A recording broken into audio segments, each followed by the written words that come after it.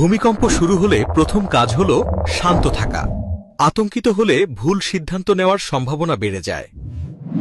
কম্পন অনুভব করলে মজবুত টেবিল বা ডেস্কের নিচে আশ্রয় নিন এবং টেবিলের পা শক্তভাবে ধরে রাখুন। জানালা, কাচের দরজা বা ভারী জিনিসের কাছ থেকে দ্রুত সরে যান, কারণ এগুলো ভেঙে পড়ে গুরুতর আঘাতের কারণ হতে পারে। মাথা ও ঘাড়কে হাত দিয়ে সুরক্ষিত রাখুন, কারণ ভূমিকম্পে সবচেয়ে বেশি আঘাত আসে ওপর থেকে পড়ে যাওয়া জিনিসের কারণে। ভূমিকম্পের সময় কখনোই লিফট ব্যবহার করবেন না, প্রয়োজনে সিঁড়ি ব্যবহার করুন।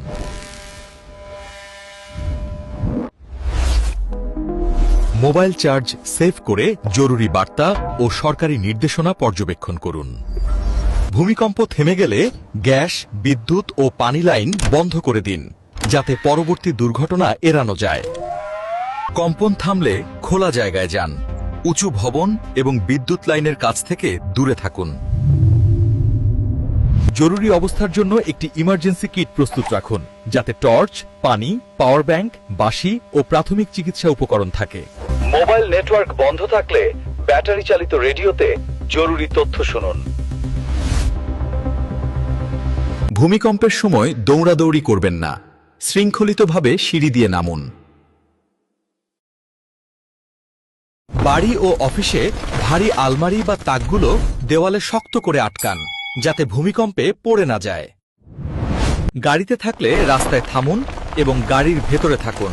বাইরে পড়তে পারে এমন বস্তু থেকে দূরে থাকুন। ভূমিকম্পের পর ভাঙা বৈদ্যুতিক খুঁটি কিংবা ছেঁড়া তারের কাছ থেকে দূরে থাকুন। আঘাত পেলে প্রাথমিক চিকিৎসা নিন এবং গুরুতর হলে দ্রুত নিকটস্থ মেডিকেলে যোগাযোগ করুন। ভবনে বড় ফাটল দেখলে ভেতরে প্রবেশ করবেন না। বিশেষজ্ঞদের পরীক্ষা না হওয়া পর্যন্ত অপেক্ষা করুন।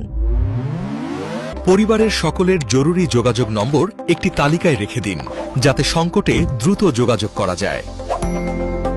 ভূমিকম্পে আতঙ্কিত হলে গভীর শ্বাস নিন। মানসিক স্থিরতা আপনাকে সঠিক সিদ্ধান্ত নেওয়ার সাহায্য করবে। ভূমিকম্পের পর নিরাপদে সরে যাওয়ার পথ আগে থেকেই জেনে রাখুন, যাতে আপৎকালীন অবস্থায় দ্রুত সরে যেতে পারেন।